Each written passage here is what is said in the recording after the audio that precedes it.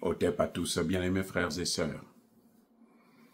Je vous ai déjà dit, je le répète encore, les 3 plus grandes victoires de Tshisekedi face à Kagame dans la guerre à l'est de la RDC, où Kagame a déjà fait 18 millions de personnes, sont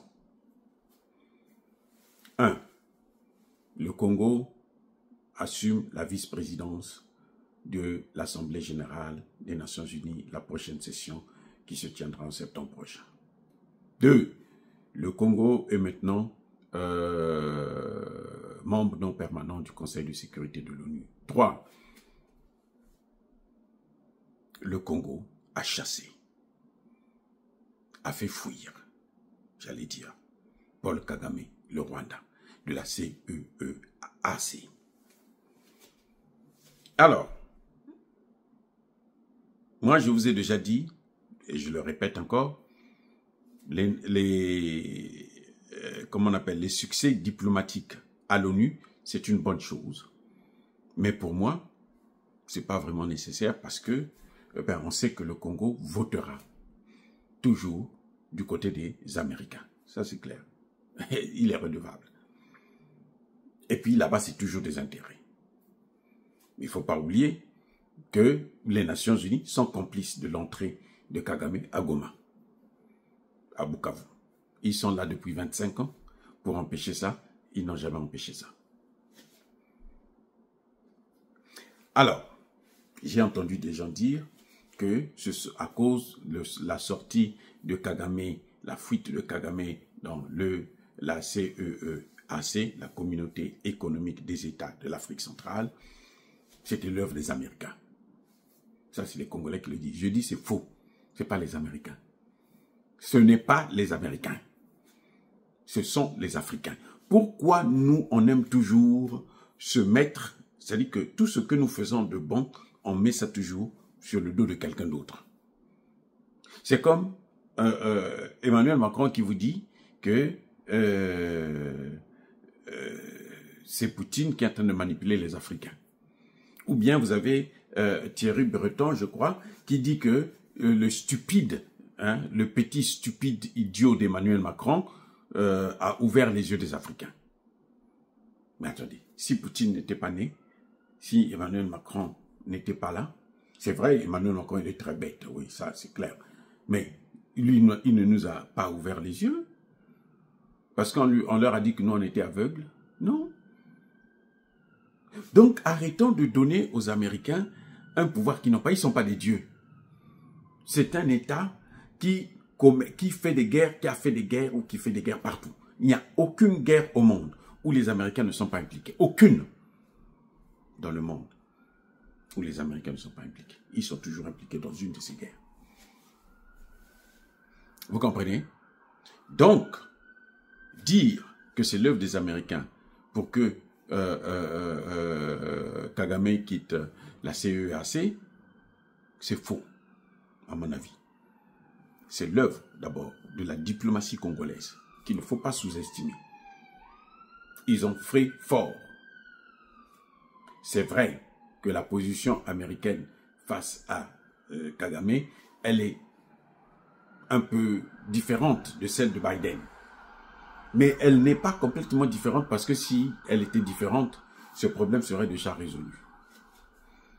Oui, les États-Unis auraient déjà frappé là-bas. Ils sont en train de frapper au Yémen. On ne vous a pas dit que les États-Unis sont en train d'envoyer des obus au Yémen. C'est parce qu'ils n'arrivent pas.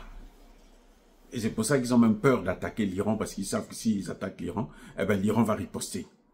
L'Iran a des missiles intercontinentaux. Voilà. C'est ça le problème. Maintenant, ils sont en train de faire un petit jeu. On dit, Trump appelle Netanyahou devant tout le monde, devant le monde entier, pour lui dire, oh, écoute, arrête il ne faut pas que tu bombardes l'Iran. C'est quoi? C'est le cinéma. Bref, c'est d'abord l'œuvre de la diplomatie congolaise. Il faut reconnaître que les Congolais ont mené une offensive diplomatique qui a apporté le fruit. Deuxième des choses, mais il faut reconnaître que les pays africains ont voté. Ils pouvaient dire que non, nous, on ne vote pas. Nous, on ne soutient pas la position de Tshisekedi. Ce sont les Africains eux-mêmes qui ont décidé. Ils se sont basés, si vous écoutez bien, vous lisez le communiqué, ils se sont basés sur la résolution 2773 de l'ONU. Bon, c'est vrai que ça c'est un prétexte.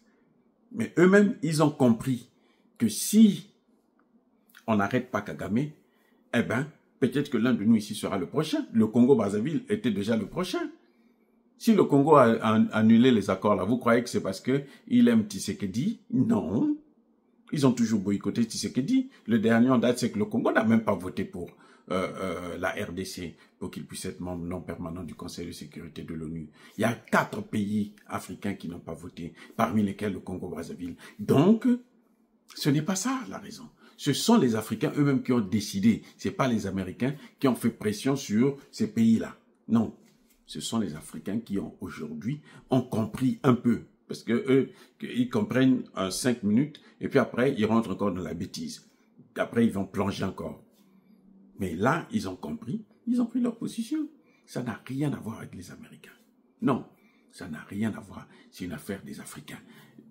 Tout le monde, Kagame lui-même a dit la solution africaine au problème africain. Vrai ou faux? Mais c'est ce que les Africains leur ont montré. Ah, tu as dit, la solution, c'est la nôtre. Bon, nous, on te dit, si tu dois sortir de là-bas, si tu ne sors pas de là-bas, nous, on ne peut pas te laisser prendre la tête de l'institution alors que tu es un bourreau. Non. Comment ça? Ça n'a rien à voir avec les États-Unis. Les États-Unis ont peut-être demandé aux Occidentaux de voter pour la RDC à l'ONU, mais pas à la CEAC. Non. Non, non, non. La CEAC n'est pas contrôlée par les Occidentaux comme la CEDEAO l'est. La différence entre la CEAC et la CEDEAO, c'est ça. Ce sont les pays de l'Afrique centrale qui ont mis Kaka Déby au pouvoir après la mort de son père. Qui ne sait pas ça? C'est pas Emmanuel Macron. Ils ont dit non à Emmanuel Macron. Emmanuel Macron avait déclaré il n'y a pas de suite de transition de père en fils. C'est fini ça. Il avait déclaré au perron de l'Élysée. Mais après, les États africains ont dit non. Et qui en avait envoyé? On avait envoyé Tshisekedi là. Tshisekedi est parti, il a maintenu, il a soutenu, machin. Il avait été mandaté par les États de l'Afrique centrale. Il n'avait pas été mandaté par Macron. Quand Macron a vu que non, eux, ils ont pris cette position, la seule possibilité pour lui, pour essayer de faire croire aux gens que c'est lui qui est derrière ça, il est allé au Tchad, et tout le monde a dit non, il a adoubé Kaka Déby. Non, c'était pas Macron, c'était les Africains qui avaient fait. Ne sous-estimez pas. C'est pas tous les jours qu'ils sont comme ça. Il y a des moments comme ça de lucidité. Hein? C'est fou là. Nos fous africains, il y a des moments où ils ont un peu de lucidité, et puis ils prennent une bonne décision. Mais c'est pas toutefois. C'est vrai, ça c'est vrai que c'est pas tout le temps. Mais là, c'est eux-mêmes en Afrique centrale qui ont décidé, oui, de boycotter Kagame. Et ça marche. Soyez bénis.